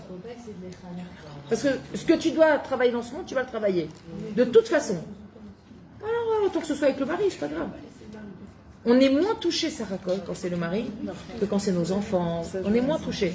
Parce que notre mari, ça reste toujours une pièce étrangère. Pas notre sang. Et puis, ça reste qu'on sait que dans notre tête, il y a un travail de shlom baïd. Mais il n'y a pas de shlom avec les enfants, c'est normal. Il n'y a pas un lien de shalom avec les enfants, c'est naturel. Les rabais les enfants, les encourager. Même quand ils nous font des crashs, on a besoin d'eux. C'est tout. Pour avoir de la force, on a besoin d'eux, de leur présence. Bien sûr, de leur, bien qu'ils sûr. écoutent. Bien sûr. Alors, avec le mari, on sait que quoi qu'il arrive, il ne vient pas à la même ville que nous, les mêmes parents, la même éducation. même culture, Il y aura on n'a pas forcément. Alors, si on est préparé, quand ça vient, c'est pas la fin du monde. C'est la guerre. Ça va passer, Gamze Yavo. Ça passe. Avec les enfants, c'est plus dur. On est émotionnellement plus atteint quand ça se passe pas bien avec les enfants. Pourquoi on est arrivé là? Porté 9 mois. Pourquoi on est arrivé là? La confiance en soi. Si on n'a pas confiance en soi, on ne peut pas avoir confiance en Dieu. Et si on ne connaît pas son écoute d'Ottovot, alors on ne peut pas avoir confiance en soi. Parce qu'on ne sait pas où avancer. On ne sait pas quoi faire finalement. Et l'orgueil n'a rien à voir avec la confiance en soi. Victoria. Deux choses différentes. Être orgueilleux, c'est ne pas être à sa bonne place. Si toi, tu as ta bonne place, tu es face à Dieu comme un évêque, en te disant, moi, Hachem, je suis dépendante de toi. Si je suis en vie, c'est grâce à toi. Si je vois, c'est grâce à toi. Si mes mains fonctionnent, c'est grâce à toi. Si j'ai mon frigo qui est plein, c'est grâce à toi. Si j'ai un toit, c'est grâce à toi. Je suis exactement là où je dois être. On peut déraper, c'est ça que je veux dire. Je trouve que la ligne, elle est fine, quoi. On peut oublier, en fait, par exemple, imagine, je sais pas, une bêtise. Au début, voilà, on commence à ouvrir on fait un métier, voilà, on fait les ongles, on commence à ouvrir, super, ça prend petit à petit, etc. On dit merci HM, merci HM, merci HM et tout. Et en fait, plus ça avance et plus les gens ils viennent, ils sont comme des ouf, voilà, je fais trop bien et tout. Et plus t'as de clientes. Mais en fait, genre, je pense que c'est comme juste à ce moment, à la fin, bah, la ligne elle est fine. Tu peux oublier de dire ah bah c'est HM en fait. Finalement, ouais, c'est moi qui fais ça, c'est grâce à moi que les gens y viennent. Tu vois ce que je veux dire? Mais l'un n'empêche pas l'autre. Mais Victoria, tu peux dire. Non, parce que Tu peux dire tu es douée, mais si t'es bonne dans les ongles. Tu peux dire merci Hachem de tout ce shefa que tu m'envoies. faut pas oublier Merci Hachem de ce don que tu me donnes. Et je suis fière de moi de bien réussir mon travail. Mais l'un n'empêche pas l'autre. Encore que je te dis bravo, tu fais très bien les ongles. Pourquoi je vais te dire quoi alors?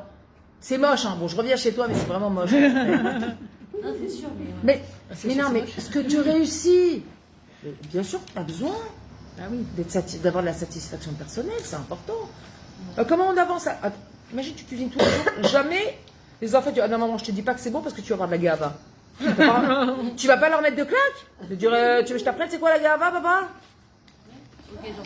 J'ai cuisiné, c'est bon, dites c'est bon. Je vais pas avoir de la gava, je vais être heureuse. Puis que l'autre personne te le dise, mais que toi tu le dis. Mais attends. Ça t'est jamais arrivé de faire un plat et tu goûtes, tu te dis oh là là c'est super bon, je l'ai vraiment bien réussi, merci Hachem. On le dit. C'est de l'orgueil ça. Ouais, je suis fière de Mais c'est que si tu sais où tu vas et d'où tu viens. Non, c'est que si tu sais face à qui tu dis. Si tu es toujours sur les rails. Mais c'est que si. Bah oui. Et si elle est terrain, C'est ça. Attends, mais attends. C'est pas, Victoria, c'est pas tout à fait vrai. Parce qu'il y a des gens qui ont de l'orgueil en disant qu'ils sont capables de quelque chose et c'est même pas vrai. Oui, ça c'est autre chose. Donc non, mais tu vois bien que c'est pas la réussite qui donne l'orgueil. C'est la mauvaise conception des choses. C'est pas la réussite. Tu peux être quelqu'un de très moutzlach et pas orgueilleux, et tu peux être nul et avoir un orgueil démesuré. Ça, je suis totalement d'accord. Donc ton orgueil ne dépend pas de ta réussite. Ok, alors il dépend du tuer de Sarah. Non, ton orgueil, il dépend du fait que tu es bien positionné face à Dieu ou pas. Oui, voilà, c'est ta position. Oui, en hébreu, En 2 minutes. Victoria. Oui, tu peux. Non, Victoria. Si tu as ta position, t'oublies pas. Et justement, et si lui tape dessus, genre, ta gava, pour moi, ta gava, elle peut monter d'un coup. D'accord. Alors comment tu fais quand quelqu'un... Tu sais quand par exemple, des fois à la fin d'un shiur, et je vous l'ai raconté, mais ça m'arrive très souvent. Bien sûr, on est tous des êtres humains. Les filles me disent, le cours il était super. Ça ne crée pas de la gava. Mais bien évidemment, Et comment je fais? Je laisse pas cette gava rentrer. Tout de suite, Il y a moi, charge, toujours, on va pas- je dis à Hachem, tout ce que j'ai, ça t'appartient. Je garde rien, je garde pas. Tout ce qu'on m'a dit, c'est à toi que c'était destiné. Parce que c'est toi qui m'as parlé, c'est fini. Je ne m'approprie pas cette réussite. Je sais, et je le dis, et c'est pour ça que je le dis, je tâche en tout cas, Blinéder, de le dire à chaque fois, c'est pas moi qui parle, c'est Hachem qui parle à travers ma bouche. À partir de là, ce que je vais dire, c'est pas moi qui le dis. C'est pour ça que quand on me dit, ah super le cours, je dis toujours, Hachem il parle à travers ma bouche. Moi je dis, quand tu es bien positionné dès le départ, tu sais, c'est tout bête, c'est comme un entonnoir. D'accord? Tu mets un entonnoir. Si tu le mets à côté de la bouteille, tu vas mettre, ça coule à côté. Si tu mets bien dans la bouteille, tu verses, ça tombe dedans. Si tu es bien positionné face à Dieu, il n'y a aucun problème. Ça circule. Ça circule, même si tu prends le risque d'avoir de l'orgueil, parce que c'est sûr qu'il y a quelque chose. Tu ne le gardes pas, tu renvoies à Hachem. Mais sincèrement, pas de. Mes Chez mains, c'est les toi, mains d'Hachem. seul, en face à face avec Dieu, dit Hachem, toute ma réussite, c'est à toi que je la. Tu vois, ça, ce sont des choses qu'on Non, mais C'est à toi que je la. Ce qu'elle est en train de dire, en fait, c'est que il faut se le dire à chaque moment. C'est ça. Bah oui, c'est ça. Il faut se le dire très souvent. Le rappeler, Oui. parce Parce que des fois, elle dit que la ligne est fine. La ligne est fine, et on peut oublier. Et Ah, on mais peut non, oublier. c'est Hachem qui est- Exactement. Mais c'est Hachem Mais qui- c'est sûr qu'on oublie. Il ne faut jamais oublier, parce que si tu oublies là, tu te laisses dépasser. C'est ça. D'accord, mais ça s'appelle pas de la gava. C'est juste que tu as oublié que ça vient d'Hachem. Voilà. Alors, ou Hachem, très gentiment, il vient te mettre une petite tapette, genre, t'as raté ton truc, et ah, j'ai raté. Ok, alors d'habitude je réussis. Tiens, pourquoi j'ai raté? Ah, peut-être ces derniers Là, on temps, je me comprend suis les approprié souvenirs. ma réussite. J'ai oublié de dire merci Hachem de tout ce qu'il me donne et de sa bracha qu'il me donne. Comme Echalot. C'est tout. Et une petite tape, et Hachem il nous remet hop, dans le droit chemin gentiment. Directement, ouais. Ah, mais tu te remets dans le cas. Ça peut arriver d'oublier, c'est pas grave. On est humain. Ce qui est grave, c'est de ne pas le penser. Et c'est que moi, Si tu dis, ah, excuse-moi, alors Hachem, il a rien à voir avec mes ongles, ok? Alors là, celle-là, elle est foutue. Alors, c'est catastrophe. Ça, c'est la fin du monde. Tu te dis, attends, Baba, là, t'as un problème d'orgueil grave. Mais d'oublier que ça vient d'Hachem, effectivement, on ne devrait pas. Ça peut arriver. Parfois, t'es dans. Ça va arriver plein de fois d'oublier, de dire merci Hachem pour ce chiot, merci. C'est des mots que tu vas sortir de ma bouche. Des fois, je rentre, je pense à autre chose. Alors, des fois, je me rappelle une semaine plus tard, 2 semaines plus tard. Des fois, quand la personne elle revient en contact, je dis, ah, j'ai pas. Ou des fois en coaching, il y a des gens qui me font un retour, ça m'a fait du bien. Bien sûr, je ressens quelque chose à l'intérieur de moi. Mais je travaille, j'affine ce sentiment. Pour pas avoir de l'orgueil, mais de la simcha. Et c'est 2 choses complètement différentes. Avoir de la simcha, que quelqu'un se sente bien, c'est super. Moi, c'est un vrai booster pour moi. Maintenant, avoir de l'orgueil parce que je suis la personne qui a fait réussir, alors c'est fou. Au Hachem, ça c'est quelque chose que. Je suis très loin de ça. Mais j'ai vraiment de la simcha. Quand une personne m'appelle, il me dit je me sens mieux. C'est pour ça souvent je demande, faites-moi un retour. Pas parce que. Parce que savoir que quelqu'un, elle a pu mettre quelque chose en place, a créé un changement, ça va mieux. Et je demande souvent, alors ça va mieux? Ça se passe bien? Ça a marché? Je demande. Parce que moi, c'est un vrai booster. Mais est-ce que c'est de la gava? Pas du tout. Parce que quand ces gens ils me parlent, c'est comme si Dieu il me parle. C'est comme si Hachem il me dit, vas-y, continue. C'est tout. C'est une façon pour moi de remettre de l'essence dans le moteur. Tout simplement. Mais Milechatrila, je sais que tout ce qui sort de ma bouche, c'est Hachem qui le met dans ma bouche. De la même façon que celle qui fait les ongles, elle doit savoir, chaque fois qu'elle fait les ongles, c'est Hachem qui lui tient la main pour mettre le vernis. Zéro. Quand tu fais un plat, c'est Hachem qui t'aide, qui te fait mettre la quantité, les ingrédients. T'es pas arrivé de faire des plats où tu pensais complètement à autre chose, tu dis oh là là, je sais pas comment il va ça. Et ça sort super bon. Qui c'est qui a mis les ingrédients? C'est toi. Qui c'est qui t'a guidé la main pendant que tu es en train de parler ou faire je sais pas quoi, ou au téléphone en train de consoler quelqu'un et qu'à ce moment-là tu étais occupé de mitzvah et que tu es en train de cuisiner en même temps. Hachem il a fait en sorte que ça sorte bien. Ça aurait pu sortir à la panine. Pourquoi c'est sorti bien? J'avais dit bon, vas-y occupe-toi d'elle, moi je m'occupe de Dieu. Parce qu'on fait la marmite de bon cœur. Exactement, parce que l'intention elle est bonne, elle est pure, elle est sincère. Et Hachem il dit moi je te mets la bracha là-dedans. Bois. Mais il y a une autre sorte de gava. C'est quand même, disons, une amie nous a vexé autant, on n'arrive pas à lui pardonner. C'est de l'amour propre. C'est pas de la gave. C'est de l'amour On propre. n'arrive pas à passer au. On n'arrive pas à passer. C'est On de ne l'or- peut plus parler. c'est quelque part de l'orgueil, mais ça provient de l'amour propre de la personne. C'est-à-dire que elle Bien n'arrive d'avoir pas. de l'orgueil, sinon on te marche dessus. Non, c'est pas de l'orgueil. C'est de Non, l'amour de la propre, gava. du kavod atzmi. Ça n'a rien à voir avec la gava. Kavod Trop atzmi. élevé, c'est. Je suis un ben Adam, tu me parles correctement parce que je suis un ben Adam et que je ne mérite pas que tu me traites comme ça. Maintenant, ce qu'il ne faut pas oublier, c'est que si cette personne, elle m'a parlé comme ça, derrière cette personne, il y a qui? C'est Hachem. Il y a de la méchanceté. Non, c'est il y a Hachem qui a Dieu. voulu. Hachem, il a voulu Dieu qui a m'éduquer à quelque chose. C'est juste le maquel. Exactement. Tu pas entendu bien. Si quelqu'un, il me parle mal, qui a décidé que cette personne allait mal me parler? La personne. Non, la Kadosh Baruch Hu. Rien ne se passe dans le monde qu'Hachem n'ait pas voulu. Rien. Si cette personne a mal parlé, tiens, elle a mal Moi, je parlé. l'efface carrément. Non, d'abord, tu as le droit de l'effacer. Tu as le droit de je la l'effacer. compte plus. Mais l'effacer, c'est en deuxième temps. Dans un premier temps, tu dis, tiens, pourquoi j'ai entendu ça? Quel est le message qu'Hachem il a voulu me faire passer? Hachem a voulu te faire passer Que un la message. méchanceté, je Non, non, pas toujours. Des fois, il faut se poser et réfléchir. Il ne faut pas faire des déductions rapides. Il faut se poser et réfléchir. Un jour, le Rav Freikin, c'est Chrono Ivracha, qui était le Rosh Yeshiva de la Yeshiva d'Aix-les-Bains en France. Le Rav Freikin, c'était le dernier élève vivant du Chafetz Chaim. Et il a raconté qu'un jour, c'était Shabbat, il marchait dans la rue, et il y a un goy qui passe qui le traite de sale juif. Sale juif! Tout de suite, il a fait comme ça, il a regardé dans ses poches, et il a vu qu'il portait un mouchoir pendant Shabbat. En France, on ne peut pas porter, c'est pas comme en Israël.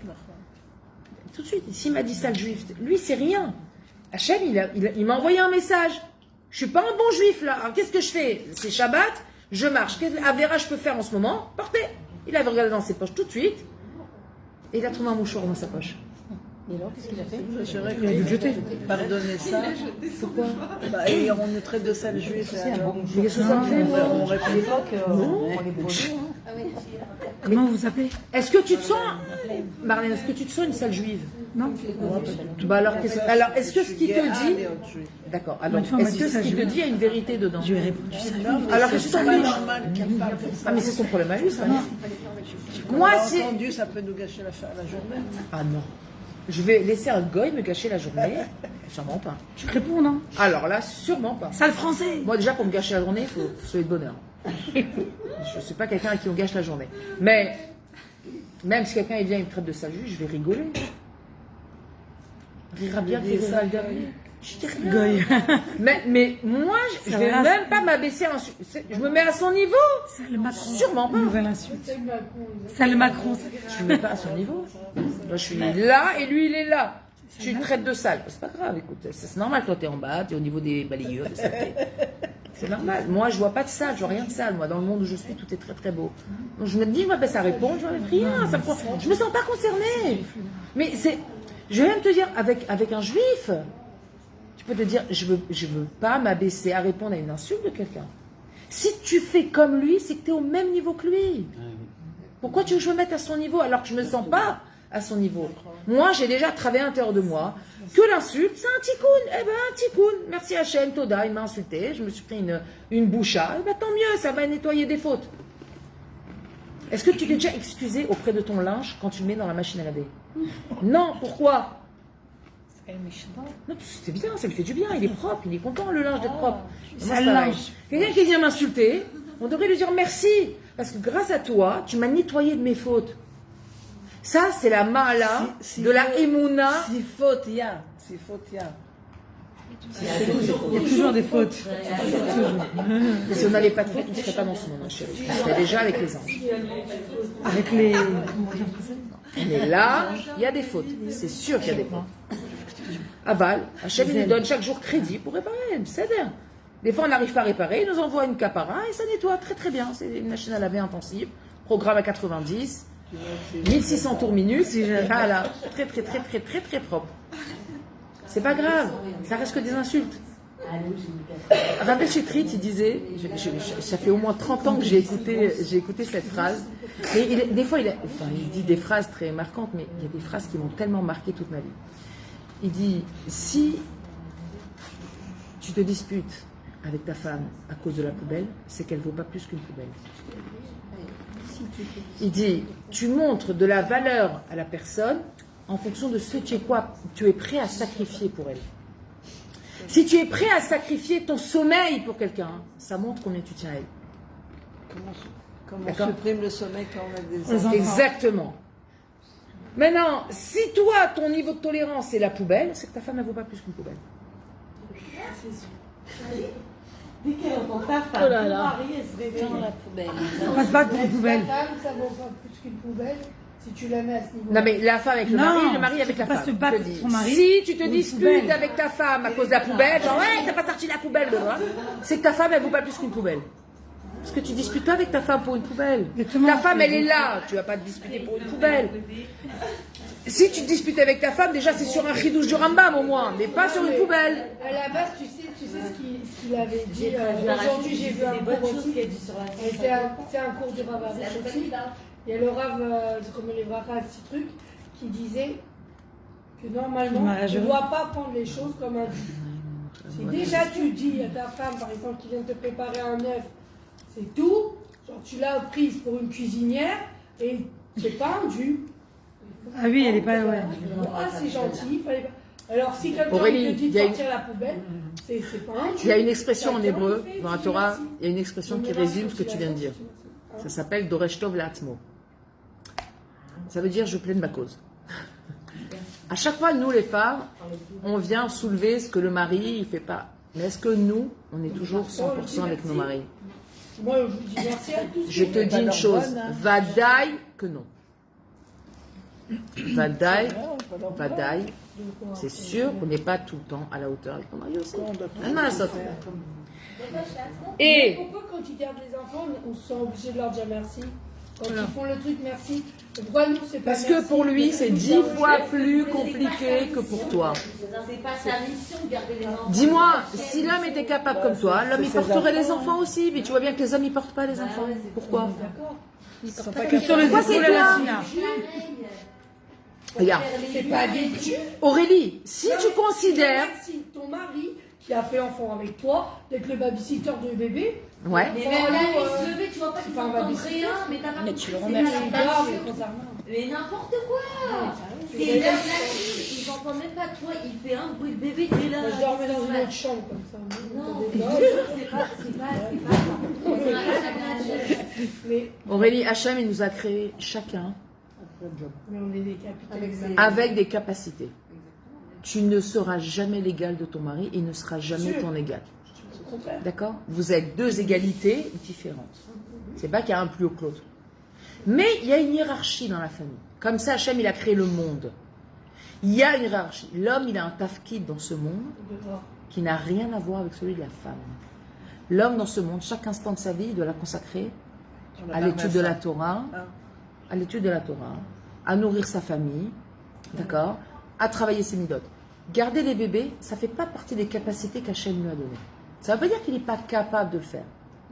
Mais quand non, c'est pas non, il faut être très positif, c'est pas vrai. Pour un homme, c'est beaucoup plus compliqué.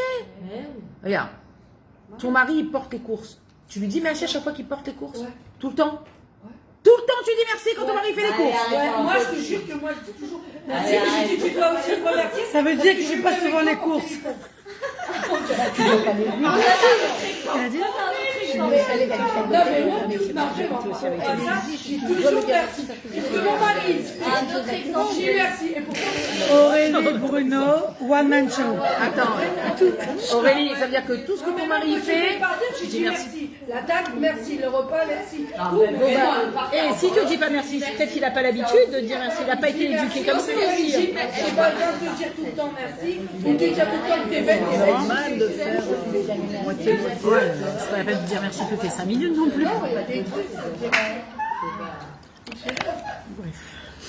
le pauvre ton mari, s'il savait combien on parle de lui pendant les cours, heureusement qu'il ne les écoute pas. Hein.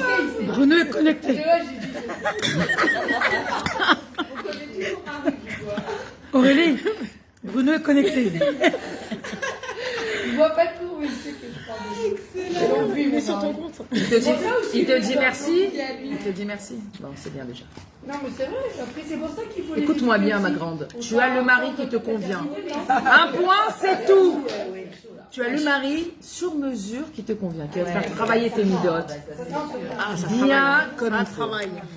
Le jour où tu n'auras plus besoin de travailler tes midotes, ton mari, ce sera un ange. Donc, si tu veux que ton mari s'améliore, c'est pas lui qui doit changer, c'est toi. Allez, hoppa,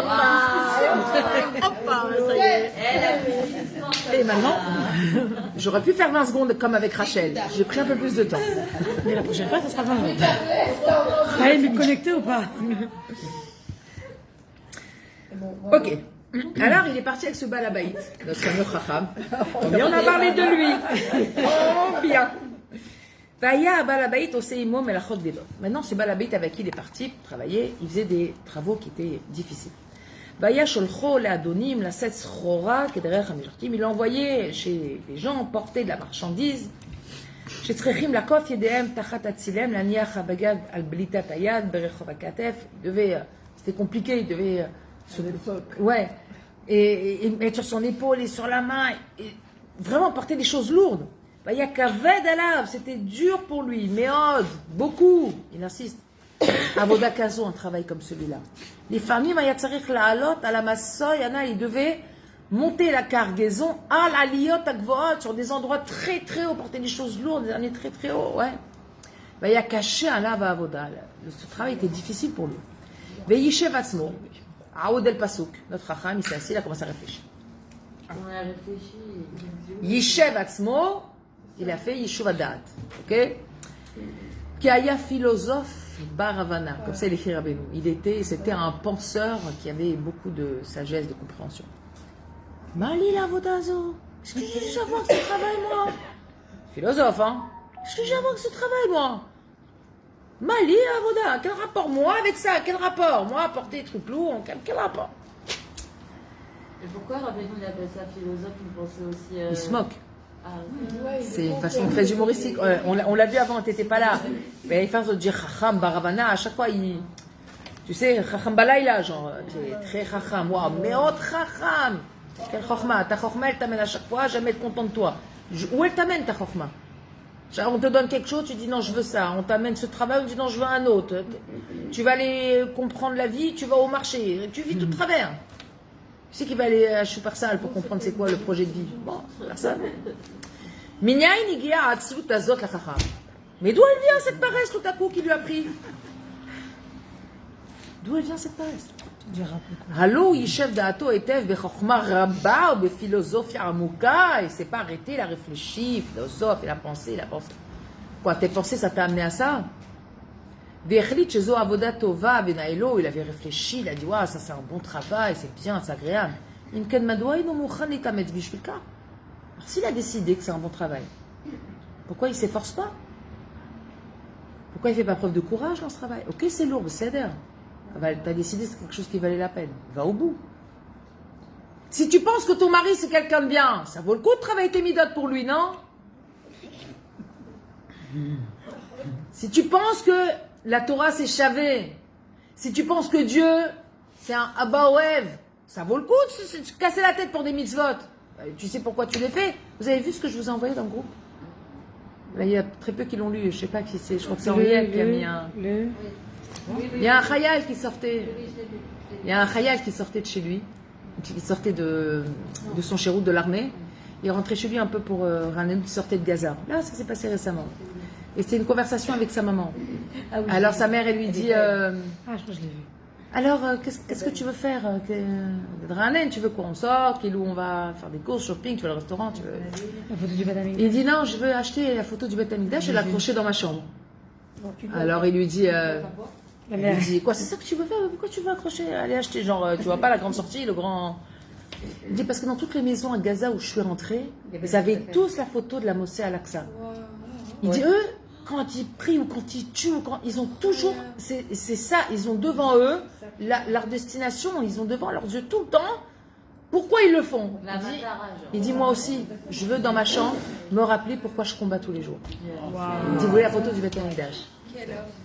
Magnifique. Et c'est exactement ça. dans la vie, tu t'es fixé une sheifa. Dieu, c'est important. Alors, si dans ta tête, ton but, c'est de créer un lien avec ton Créateur, d'arriver à fondre en Akadosh Baruch Hu, de vivre avec Hachem chaque instant de ta vie, t'élever, forcément, tu vas passer par des choses difficiles. Qui c'est qui t'a dit que le chemin, il était facile? Les Avdil, un médecin, pour arriver à être radiologue, il a 12 années d'études. Imaginons le type qui va être radiologue, première année de médecine, 3 jours de fac. Ah là, c'est trop fatigant, là, je peux pas. Ah bah non, baba, t'as 12 ans devant toi, là. Si déjà au bout de 3 jours, tu jettes l'éponge, c'est que t'as pas envie d'être radiologue. Parce que si t'as envie, une maman, elle veut un enfant, on lui dit 9 mois, elle dit, ok, je signe 9 mois dans le ventre. Mais attention, tu vas vomir. Ouais. Tu vas avoir les jambes lourdes. Ouais. De toute façon, tu vas pas supporter. Tu vas avoir des trucs qui vont te sortir. Tu vas pas dormir, tu vas t'énerver, tu vas grossir, tu vas dire oui. Pourquoi elle dit oui à tout ça? En vrai, c'est fou. Parce que le bébé, il est plus important que tout ça. C'est tout. Oh, Esterna, je t'ai pas vu. Ça va? Il y en a qui disent, si c'est comme ça, j'en veux deux. Anishma. C'est tout, c'est la preuve par A plus B. Si ça, je l'accepte, tous ces inconvénients, c'est que ça, c'est plus haut que tout ça. C'est tout. Sinon, elles se font ligaturer les trompes et Charlemagne d'Israël. Comme il y en a qui le font. C'est là. Alors si c'est tellement pour lui, il a fait Ishvada, ce travail des biens, ça me permet, quoi, tu commences à porter quelques cartons, ça y est, tu as non, quel rapport moi ce travail? Pourquoi tu t'investis pas? Et ça, c'est une vraie chéla dans notre vie. Regardez dans les choix que vous faites, est-ce que vous vous investissez? Est-ce qu'on s'investit toujours? BMF, des fois, on ne s'investit pas du tout à la mesure de l'importance qu'on a de la chose. Une maman, elle décide d'avoir des enfants. Elle se marie, elle a des enfants, elle fonde une famille. Et les enfants, ils ont 3-4 ans, ils disent, c'est compliqué, j'en peux plus, j'en peux plus. Comment ça, t'en peux plus? Là, t'en peux plus. Dis, j'ai besoin de repos. J'ai besoin d'une pause. Tiens, là, j'ai besoin de prendre du temps pour moi. C'est-à-dire que tu fasses le niveau de tes besoins au fur et à mesure régulièrement, tu fasses un petit bilan sur ta route Besséder. Mais comment ça, au bout de ta 4 enfants, dis, ah non, j'en peux plus. Allez, je me barre. Akara, tu les as voulu, ces enfants, tu les as portés. Ah, ça y est, tu es au début de l'éducation des enfants, le moment où c'est le plus difficile. Après, tu vas voir les fruits. Après, vous allez voir, quand ils ont 18, 20 ans, ils vous aiment, ils vous embrassent, vous êtes la plus jolie maman. Tous les jours, vous dites, maman, t'as pas de riz, t'es jeune. C'est fantastique, les enfants. Puis quand ils sont petits, non, ils vous disent pas ça. T'es grosse, t'es méchante, maman. Pourquoi tu me donnes pas? Jacques Martin, les enfants, c'est magnifique. Chaque fois, il balançait un truc d'enfant. C'est vrai. Non mais Méchanceté. les enfants, c'est ingrat quand ils sont petits. C'est que quand ils commencent à grandir, que vraiment ils sont grands, qu'il y a un retour. Même quand ils sont grands, ils peuvent être. Oui, mais beaucoup moins. Ils sont mariés, ce que maman elle fait. Ils savent. Quand au ils fond. sont enfants, on pardonne, mais quand ils sont grands, moins. Ah ouais? Non, moi je pardonne. Je me dis, grands, ils ont d'autres soucis, d'autres tracas. Moi je dis toujours, un enfant qui est un peu ingrat, c'est qu'il est en train lui-même de développer des choses, etc. Et que pour lui, c'est tellement acquis que ce qu'a fait sa maman, c'est normal. C'est pas parce qu'il oublie ou qu'il se sent pas redevable. C'est parce que c'est naturel. Il ne ressent pas le besoin de toujours dire merci. Parce que maman, elle a toujours été là. Maman, elle sera toujours là. On l'a mis en état de comprendre que c'est naturel qu'une maman elle fasse ça. Oui, et puis c'est naturel, et puis on le fait par amour, à émettre. Oui. Il nous a rien demandé souvent, on fait des choses qu'il nous ont rien demandé. On le fait pour nous, au fond. Alors Dieu a dit merci. On leur achète pas des demandé, cadeaux tu le fais pour pour nous toi. faire plaisir à C'est nous. nous. Exactement, ça fait plaisir à nous en premier. des- Alors des fois, il faut accepter que l'enfant, il prenne pour argent comptant ce qu'on Voilà, fait pour c'est lui. ça. Il prend pour argent comptant, mais c'est pas grave. C'est pas un manque d'amour ou un manque de reconnaissance. C'est que je me dis quelque part, il a tellement toujours été habitué à avoir une maman qui lui donne de l'amour tout le temps, tous les jours. Le matin, il a le soir. Alors ça, et après tout, c'est comme avec le mari. Si j'ai envie que mon fils il me dise qu'il m'aime et qu'il est content, ben je te pose la question. T'es content? Je t'ai fait plaisir? C'était bien? Ben oui maman, ben voilà. C'est tout, il me l'a dit au final.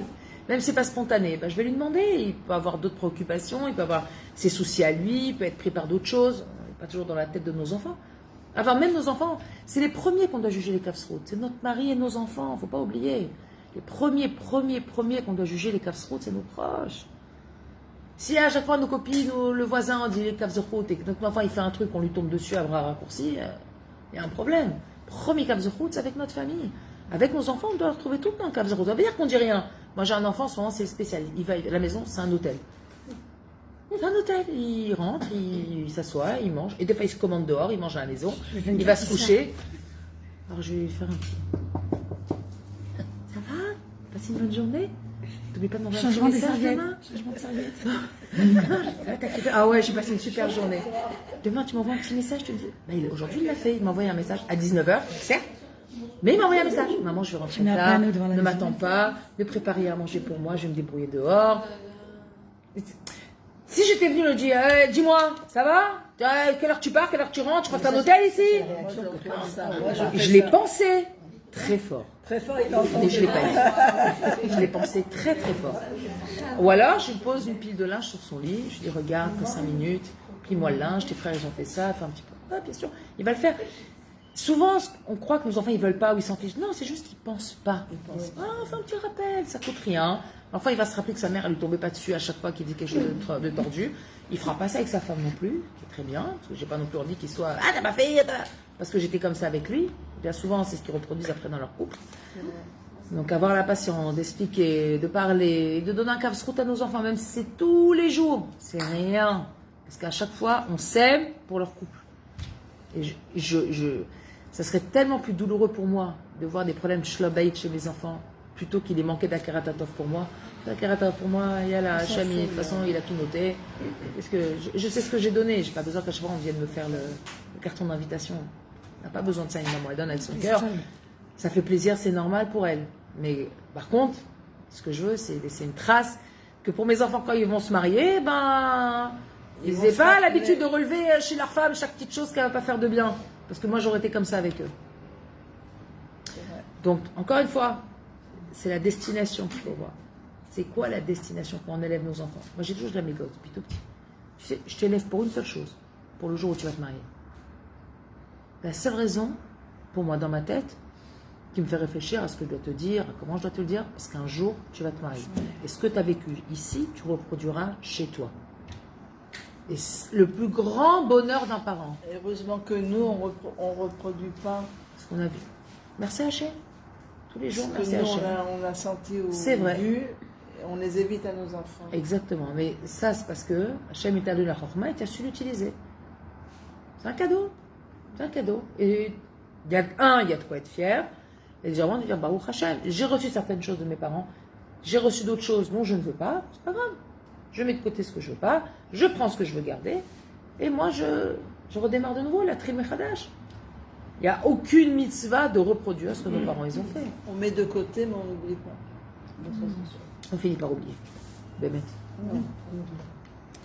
Ah si, moi j'oublie. Vis avec, c'était la chanson. Faut accepter d'oublier. On ne peut pas oublier. On ne peut pas oublier. Pas oublier, pardonner.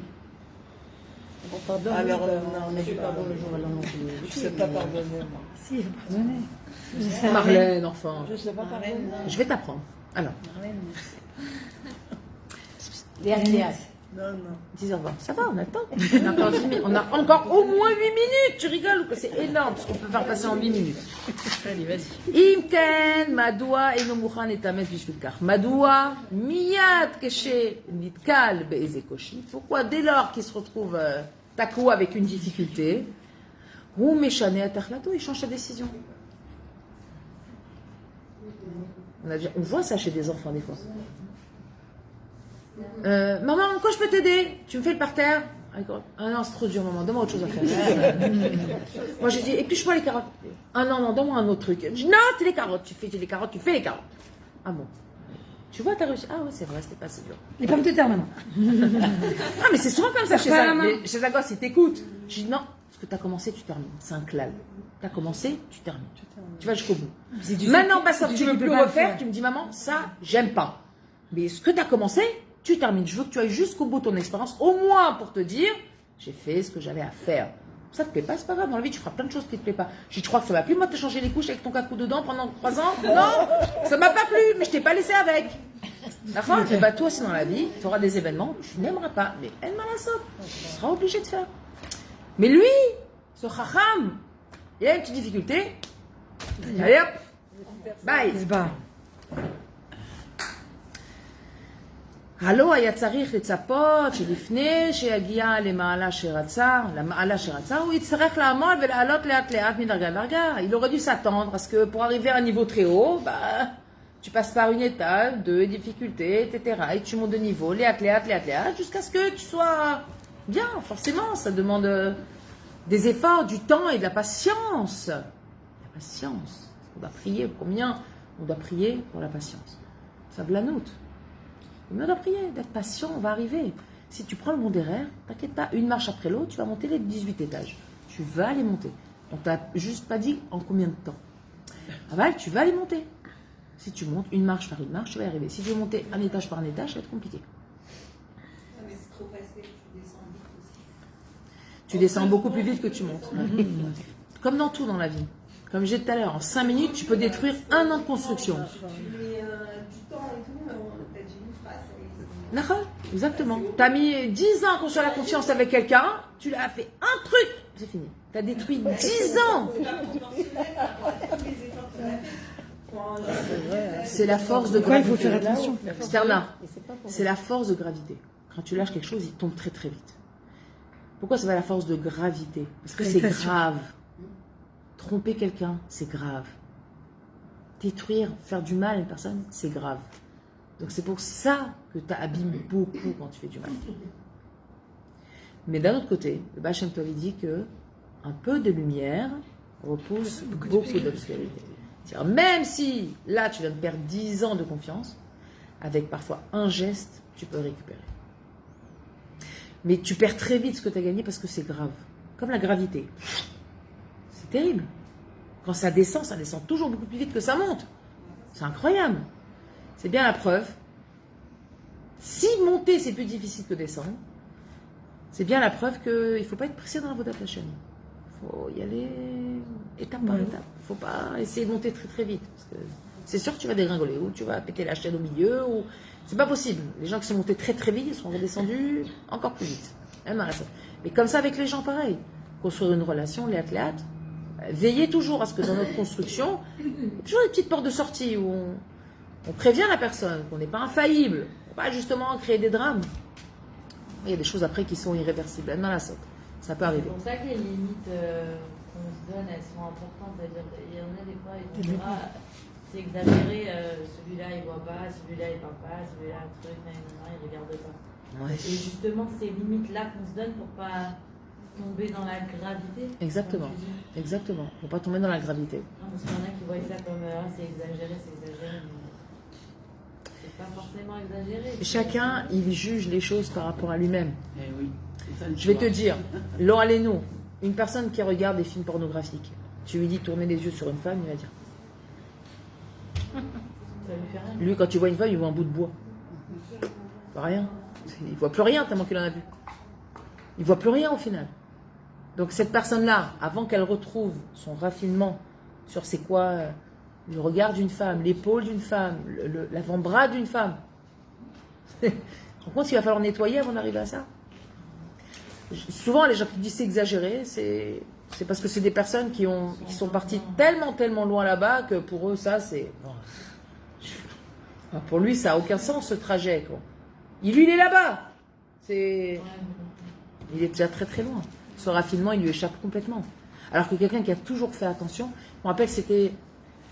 je ne me rappelle plus qui c'était, mais un Gdol Olam, il n'y a pas longtemps, je ne sais pas si c'est Rabbi Yehuda Tzadka ou un Admour, qui fait très attention, qui ne regarde jamais une femme, etc. Un jour, il est monté dans un taxi, et dans le taxi, il y avait la radio, et c'était une femme qui chantait.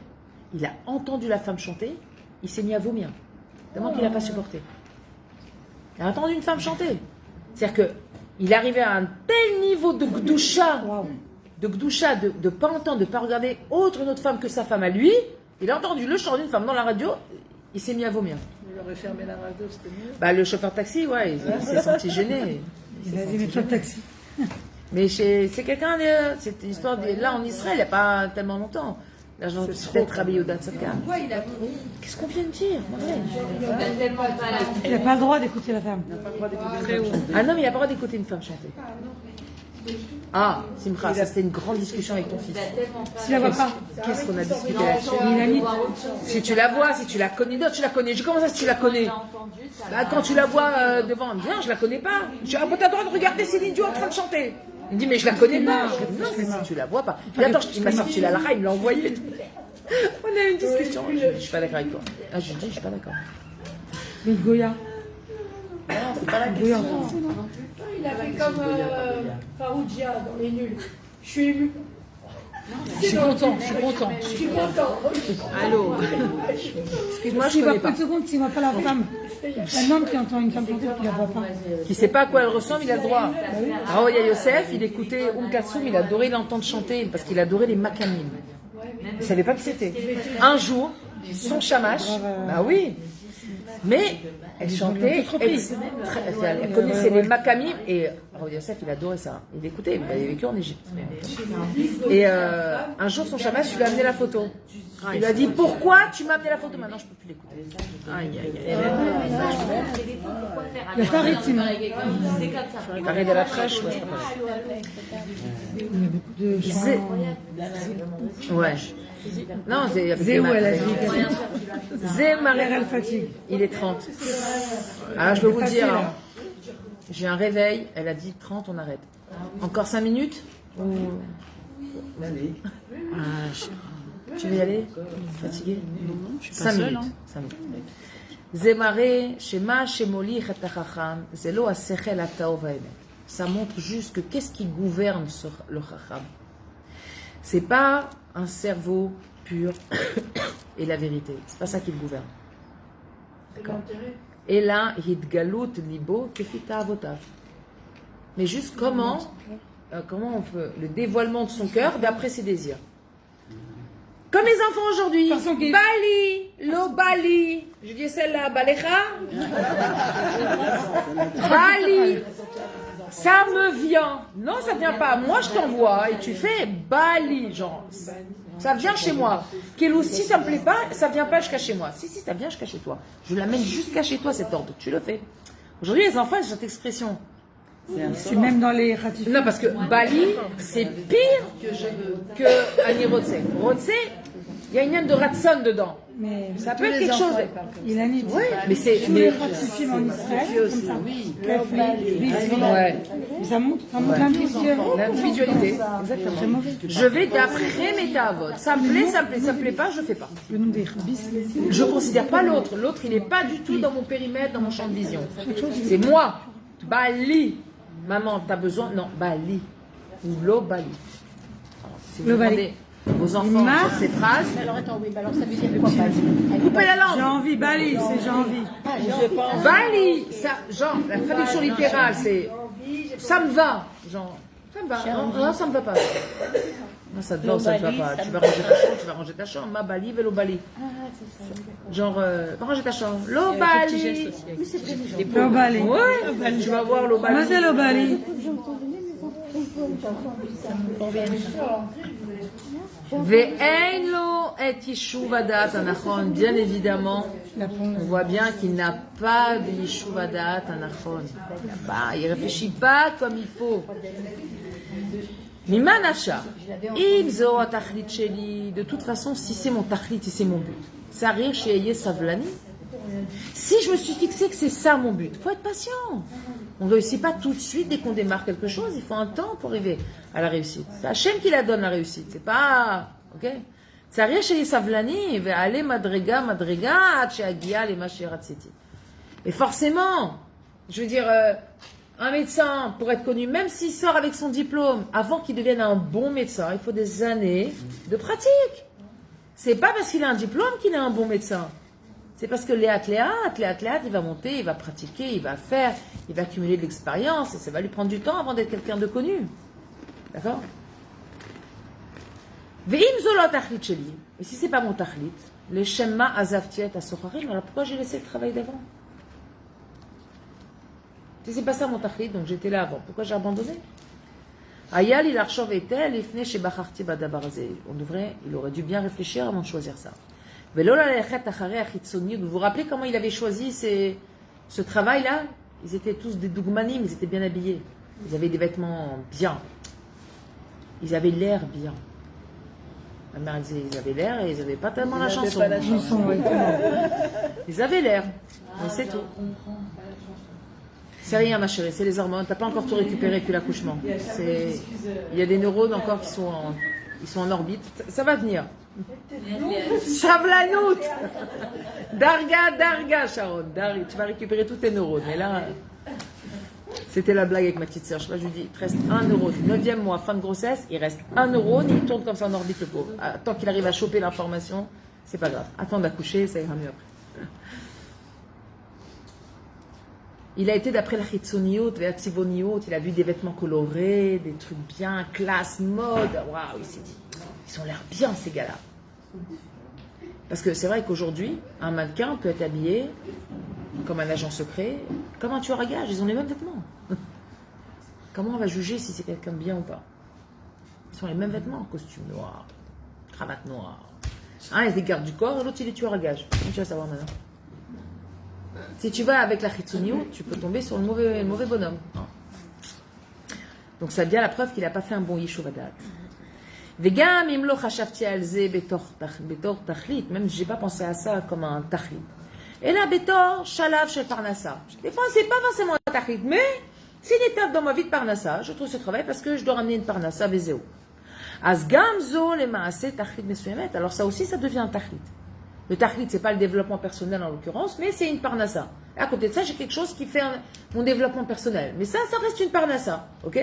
Ça reste que c'est un tachlit. Vegam zo siba mesapeket maspeket liot savlani. Et c'est une raison suffisante pour être patient. Mais liot mouchan litamet, c'est d'être prêt à faire des efforts. Dans la vie, on peut faire une chose pour 2 matarot différentes.